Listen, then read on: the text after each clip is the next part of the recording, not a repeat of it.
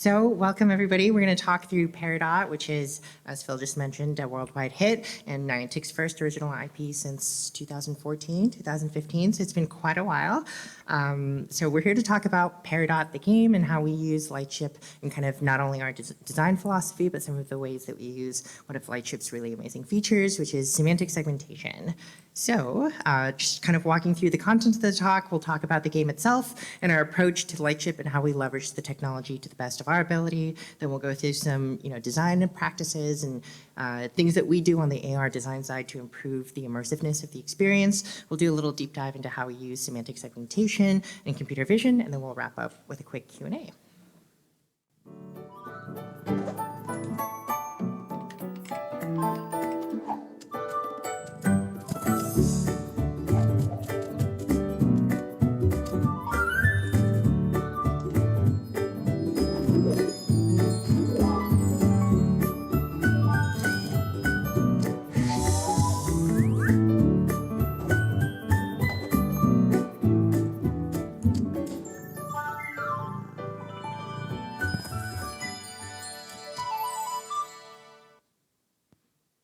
Okay, so that was stinking adorable. That was some of the sizzle reel stuff that we launched on May 9th, which is when we launched the game worldwide. So hopefully that gives a taste of kind of a day in the life of Peridot. But for anybody else who's not super familiar with the game is kind of in four main areas. Is that one, you get to adopt your own Peridot. Every single one is genetically unique. We have a proprietary DNA system kind of modeled off of real biology. I think, and I don't want to get this wrong, there are more unique individual Peridots that can be generated than there are grains in the sand, or grains of sand on a beach, or stars in the universe. So there's nearly infinitesimal combinations of Peridots that you can adopt, that you can breed and hatch with other players. You can forage for items as you explore in the real world, following along Niantic's visions of a real world metaverse. You can interact with your dot, you can play, you can train, and you can raise your dot. You can do things like play fetch with it, which incorporates some of Lightship's technology, but we'll talk about that in a little bit. And of course, kind of the core loop of Peridot is that you can hatch and diversify the species with other people in real time. So that's a little bit about the game. But more interestingly, and maybe more relevant for folks who are here, we're going to talk a little bit about how we leverage Lightship technology within Peridot itself. So we have some of the classics, some of the fan favorites. So real-time mapping. You can see that the Peridot kind of detects surfaces and will walk with you just like you would walk your dog. Location-based augmented reality. I think this is a cornerstone of Niantic game design, similar to our other IPs. But in our game, the location-based POIs we refer to as habitats, and that's where player-enabled gameplay happens, especially things like hatching. And of course, we're taking obstacle occlusion, so it uses things like live meshing and semantic segmentation and computer vision to really understand the obstacles. We did a lot of work in partnership with the AR team and the Lightship folks to make sure that these creatures really bring a sense of magic and wonder and come to life on your mobile phone. And of course, the topic of today's conversation is going to be semantic segmentation, things like image recognition, surface detection, and computer vision.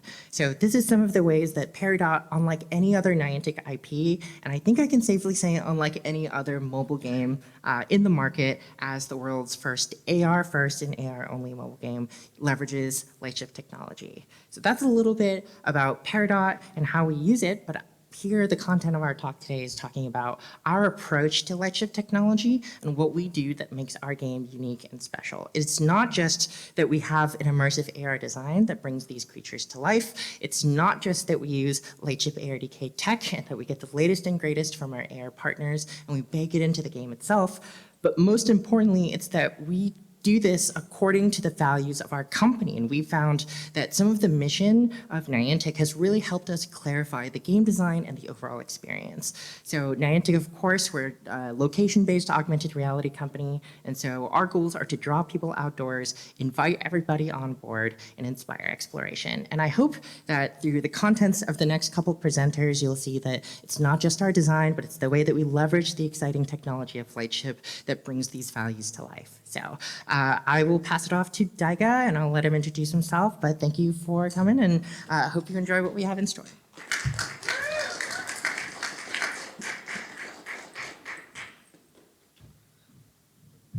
Hi, everyone. I'm Daiga. I am the UX and AR designer on Peridot, and I'm going to talk to you guys a little bit about how I, as well as our team, thought about like designing immersive experiences within AR. So first off, I think a lot of people don't really know what an AR UX designer does, but specifically at Niantic, what we do. And I like to think of it as, in general, we UX designers within the AR space focuses on keeping the game feeling immersive. That's something very different from a traditional UX designer because we have something like AR, the space around us, and I see my job as like how to keep this whole experience together in an immersive way. And then obviously kind of similar to traditional UX, and what we really do is making sure that interactions as well as the user experience is usable and understandable for users. Niantic games are real world, out in the world, so we have to make sure it's accessible, it's safe, and people can understand what they're doing. Yeah, and then the last thing I think that's really important is creating a cohesive experience as well as a language. Even if the game or the experience is immersive and understandable, by creating a cohesive experience as well as a design language, that makes the whole experience fully immersive and feel real world. So, how do we make this immersive experience? The word I keep saying, immersive. How do we do that? How do we make the Peridots feel like they really are right next to you, right in front of you? How do we do that? Well, the first thing I like to think that's really important is screen space versus world space UI. There are two types of UI systems within AR usually, as well as VR too. Screen space and world space. Screen space is what exists on the screen. It doesn't really move around. It's stuck on the screen. And I like to think of those things as what the user themselves is doing. Not what the creature is doing, but what you're doing. So if you're opening up a book bag to get the blue tomato out, you would do that, not the Peridot, so it's on screen space. Or opening up the map. You're holding on the map, so it's screen space. Pretty much what you do should be in screen space for the most part.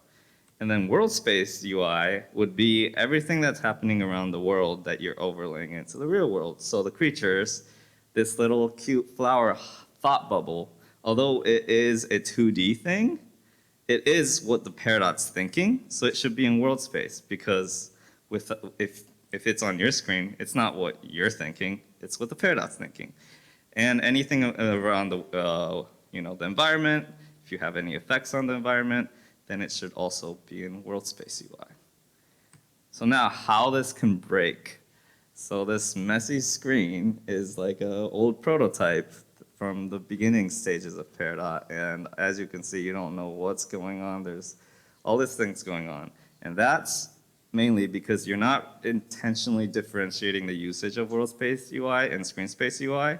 If you don't intentionally place something within the screen or the world, then the magic essentially breaks. It doesn't feel real anymore. It becomes overwhelming. And another thing I like to really avoid is using too much text. We don't really see, floating text in the world. It's also really hard to see. I like to use things like symbols, icons, simple things that you can communicate because AR is already overwhelming. It's still new. People aren't familiar with it. And then if you're trying to make them to read text while they're trying to understand what's occurring through your screen, then it's a lot. So with a symbol, it can represent a lot of things. For example, like earlier, this flower. Instead of saying, the Peridot sees a flower, just showing the flower in a thought bubble communicates all that. And people are like, oh, no, it's smelling it. It's all this unexplained things can occur, and it can be defined by different people in different ways. Someone could think that it's seeing it. Someone can see that it's smelling it. And that enhances that immersion. And then it can also be too immersive. Although this is really beautiful, think about it as a game. Would you know what you're supposed to do in the screen? there's a lot going on. Um, although like, I'm not saying like too much AR is bad, but when creating a Niantic game, it's been very important to know that creating a good balance between world space and screen space, that way the user themselves can understand how to play the game without too much explaining. Because again, I like to not use too much text, so a good balance between UI and AR experiences allows the user to figure out what the game is doing and what they're supposed to do. So there are some times where you're in between screen space and world space. Something that I'm pretty proud of that we did is when you start up the game, the Peridot's actually in screen space. It's stuck to the screen, but we created a fake like motion delay where every time you move a phone, the creature itself's animation is like a half a second delayed.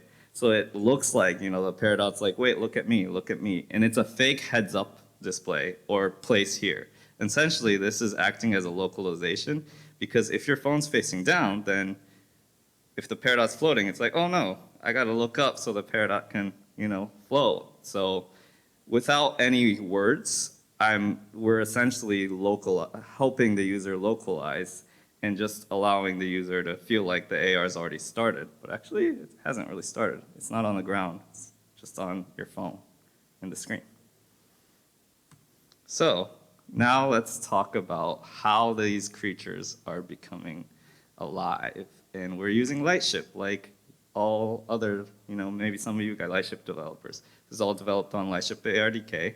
And the three main features I feel like that creates this immersion is ground plane detection so that the creature can walk with you like right here, like this stuffed Peridot, but the AR Peridot, occlusion so that, if you're passing by a tree, it's behind it, It should be. If it's in front of it, it doesn't really make sense. And then today, what we're going to focus on is semantic segmentation. So this Peridot recognizes that it's a screen, but how is it doing this? Which Rostin later will explain the more technical side, but I'll give you the basic, I don't understand the technology, designer side of the things. So what does it do? We essentially assign attributes to what the camera sees. So, the ground is a ground. The grass is a grass. A pet is a pet, and, the sky is a sky. The tree is a tree. Essentially, the camera, what it sees, it's assigning names to it, attributes to it. So the design challenge our team really had is like, what do we do with it, and how do we make a game out of it? Just because your phone sees whatever, hey, lots of people, that's not a game. It's just seeing what it is. So how do we make a game out of it? So in early prototypes, we had things like fishing, like the Peridot having like 3D UI systems and like a diving mechanic that's like, a lot longer. There's too much going on in these, was our conclusion. It's too overwhelming. It also relies too much on the knowledge of the user. So a fishing rod, so I have to if it's a fishing rod feature, I have to go to the water and I have to throw the fishing rod. That's just too much to ask for a user. You're asking them to learn different features based on different semantics. Maybe for grass, it could have been shovel. That's a lot of tools. That's a lot going on when there's already a lot going on in AR. So our final direction was spectacles and desires and foraging. So spectacles is the thing that we've been seeing a lot, which is like the thought bubble. It recognizes it. Like, for example, my coworker, Lauren, and this Peridot sees Lauren. It recognizes it, and we have a system called desires, which if you play Peridot, you should already know is Peridots have their own desires, what they want to do, and it wanted to meet a new person, so it's happy. Very simple. You just face your screen on a person, and it recognizes it for you. It does all that for you. Foraging is essentially just you draw a circle and you dig. This is much simpler than like a fishing rod, shovel, stuff like that. You just draw a circle and it's so quick, and then it recognizes that it's grass, and you get a blue tomato. or leafy tomato. So what I'm trying to say is that simplicity is key.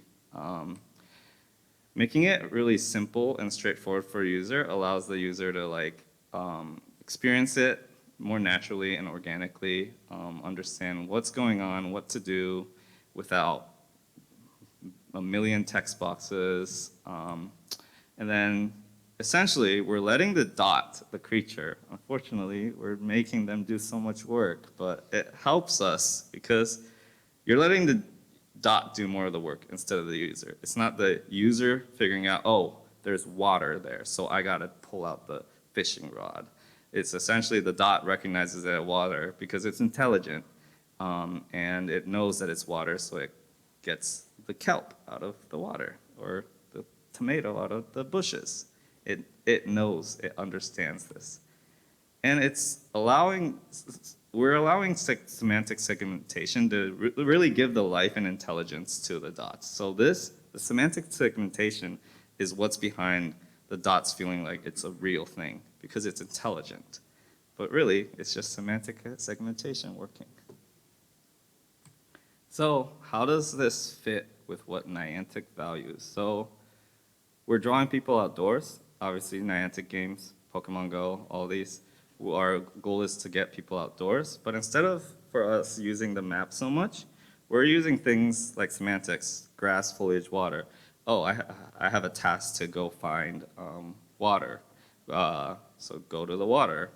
We're getting people outside through just simple semantics that you can't just stay at home to find.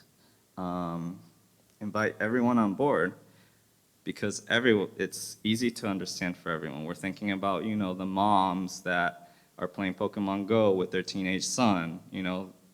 Technology can be a challenge to, other people, some people, not everyone's familiar with things like AR, VR, XR. So by making it simple, it's not as overwhelming. We're welcoming everyone to play this game. And then something I want to mention is one of my coworkers, she has a 4-year-old daughter, and so my coworker didn't even explain the game, just handed it to her, and she loves Peridot, and she knows that she has to go to grass to find some flowers to feed the Peridots, or to go to a tree to get some berries to feed the Peridots. She can understand this, so I would say we succeeded in getting everyone involved. Everyone can play this game because even a 4-year-old understood. And then inspire exploration. This game's all about exploring the world with your Peridot, learning about the world with the Peridot. So we're inspiring people to go outside, go to different places, go find different Peridots, and hatch your own new Peridot. So yeah, that's my talk, but Rostin is going to give you more of the technical aspects of this semantic segmentation. So thank you, and I'll bring it out Rostin.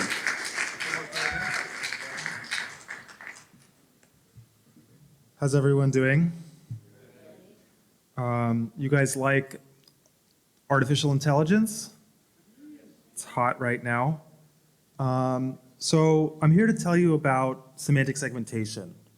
What is semantic segmentation? Unfortunately, I am a client engineer. So in order to find the answer to this question, I had to talk to some much smarter engineers and with my hat in my hands, find out what is semantic segmentation. They gave me some really strange and interesting information that I've worked very hard to understand.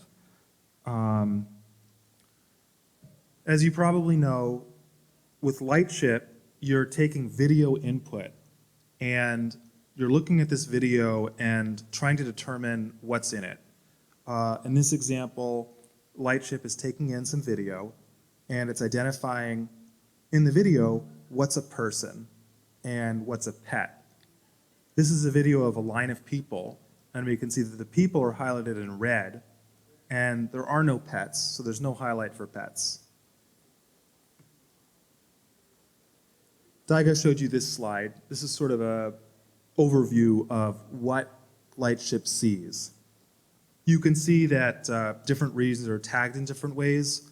One thing that's special about Lightship is that it can tag a single region of the video with multiple tags. So you can see in the lower part here, this is both ground and artificial ground. So here's a great example of Lightship working perfectly and looking at my foot and identifying it as a dog. Doesn't quite seem right. So, you know, I'm just, like I said, a humble client engineer. I don't really understand these things. So, you know, I came back to the Lightship engineers, my hat in my hands, and I asked them, why is my shoe a dog? And thus began my journey to figure out how the heck this all works. So I mentioned AI at the start. I want to talk a little bit about AI because what the heck is AI? People are always using this buzzword, but what does it really mean? A lot of the technologies that we rely on these days at one point were considered AI. Things like autocorrect. The telephone operator used to be a human, now it's a robot. Even Clippy. These are all AI in a way. As a programmer, as a developer, you might look at one of these things like Clippy and say, this is not AI, this is an if-else statement. However, if you are a lay user, an if-else statement looks like AI. If the computer is taking in some input and giving you an intelligent response, that's AI. So in a way, Lightship is also AI. But when I say AI, what is AI? What is intelligence? And really, a lot of the deep learning that we see now that people are talking about as AI is basically a bunch of spreadsheets. It's data. It's lots and lots of data. And although we think of the computer as making a decision, the heart of this data is not computers, it's people. People who are providing data to the computer. So it's sort of the thinking of a person that's the basis of this AI. If we look at how we feed this network, we would like to give it an image and use these images to teach the network. So here's an image of a dog. Great input for the model would be something like this. We have an image of a dog, and we've clearly labeled the pixels. Some of these pixels are pets, some are foliage, and some are humans. With data like this, the model can learn to make really intelligent decisions about what's what. However, in the real world, this kind of data is hard to get. I mentioned that AI is built on people, people's brains. Someone has to do the work to take all the pixels of this image and use a tool to identify which pixels are pets, which pixels are foliage, which pixels are humans. And that might be a Lightship engineer in an office. It might be a vendor in India. It might even be you trying to log into your email and doing like one of those dumb image captchas where it's like, is this a dog? Is this the right way up? All of which to say that good data, human hands and human intelligence is an expensive asset. And a lot of the data we get actually looks like this. It's just an image and it says pets. And the computer is going to be responsible for decomposing this image and deciding that this is pets. So essentially the process is we get images, we label them somehow, and we use that information to train the model. So let's go back to my example about playing Peridot and looking at what Peridot sees. And in an ideal world, this is what Peridot would see. It would see my foot, that's people, and it would see the plushie, that's pets. But you got to remember that what you put in to this network is what you get out. And if you put in data that says this is pets, then it can see this. We told it that a foot could be pets, so it's learned that a foot could be pets. So this is some of the really hard work that it takes to get these networks to work and how sometimes they don't quite work the way we want them to.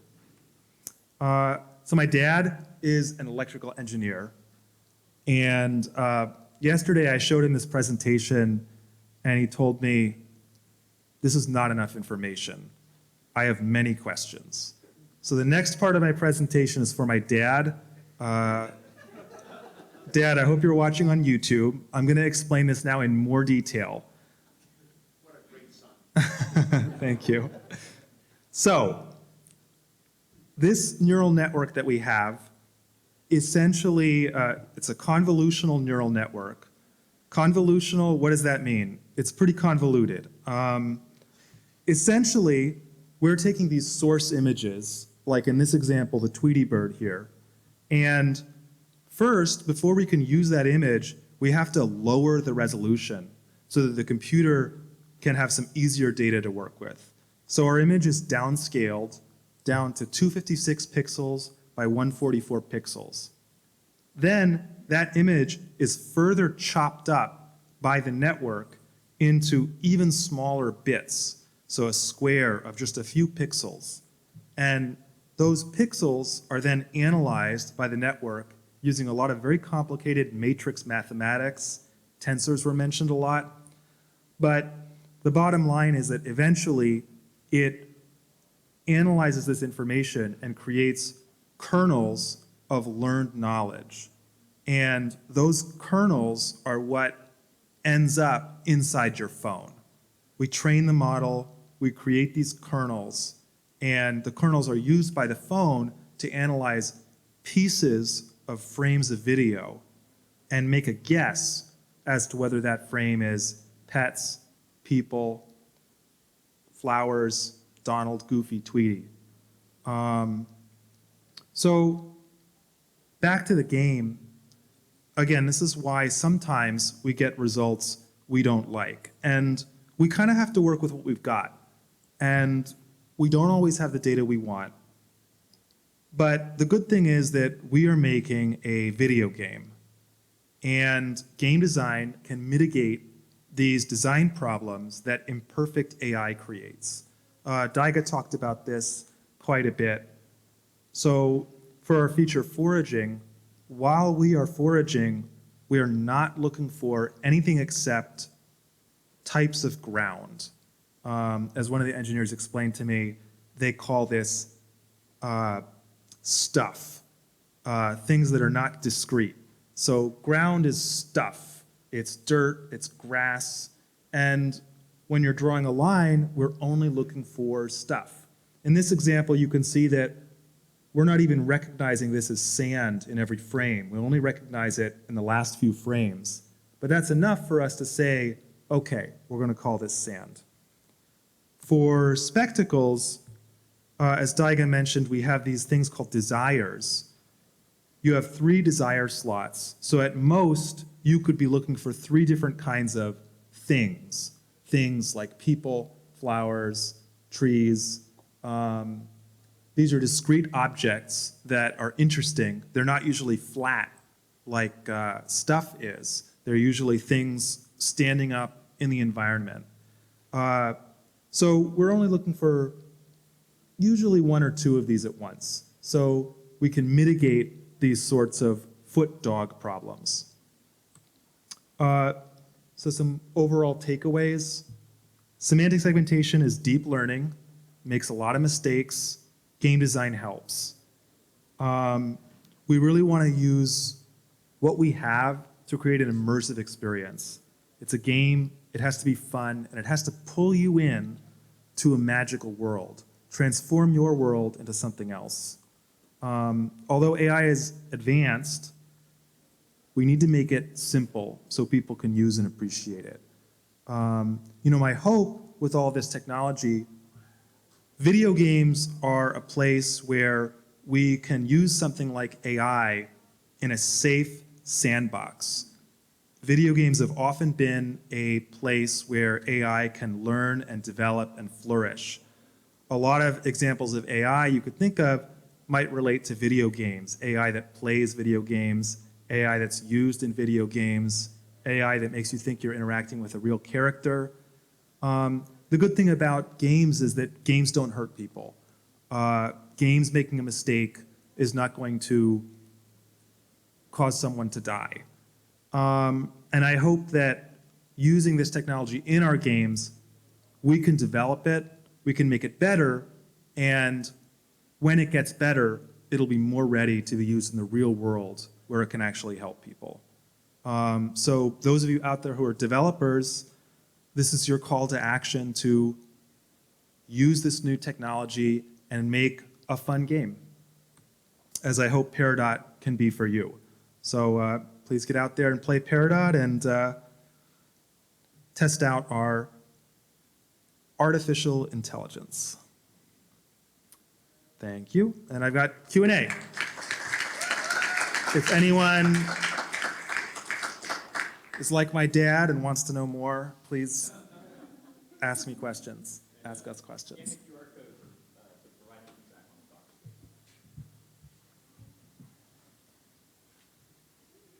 Hey, how's it going, Peridot team? I know there's also a lot of awesome demos and cool stuff you can do with ARDK, but making a game is a whole nother level. Like, what did you learn from your experience actually making, using ARDK for the game, the production side, rather than just the demos? As I mentioned, you want to go? As I mentioned, it makes a lot of mistakes, and we really had to figure out what can we do that's fun. And things that are fun and things that are smart and technical don't always go together. I think a lot when I think about AI in games. I think about I played a game once that was a Sega Genesis game, or Ghosts and Goblins, right? Where the enemy is so smart and it's perfectly homing in on you and defeating you. It's not always fun to engage with something super intelligent. So you have to kind of simplify and think about inputs and outputs, which is why we just went back to quests. The semantic segmentation is all about quests. You have to get a sandy pear, so you have to find sand, dig in sand, and get the pear. So you have to kind of break down what your system can do and focus on one thing, and then give the power back to the player to make that fun. I just want to add, I think our partnership with the Lightship folks and the ARDK team is super important. They'll give us, they'll ask, Peridot is taking all the latest and greatest from Lightship. What do you all want next? But we also want to make sure our game is designed to be casual and simple. We don't want to shoehorn something that's cool because as developers or as enthusiasts, we think this technology is awesome. We have to use it. But for someone who doesn't care about AR, it's distracting or it's not that fun. So I think really working with the AR folks, a developer and a platform working together to say, here's this new technology, let us show you what you can do with it. But the design really needs to be well thought out, well integrated, not just shoehorned in. So. I actually have a good example of that. So when we first started working with ARDK, the model gave us every frame of video, or every few frames, it gave us a matrix of pixels, channels, and the probability that each pixel was a particular channel. And this was so much data that it turned the phone into a personal space heater. It was very useful, and still to this day, sometimes when I'm working with the semantics, I wish I had this probability data, but taking it out greatly reduced the overhead, and that was necessary to make an efficient game.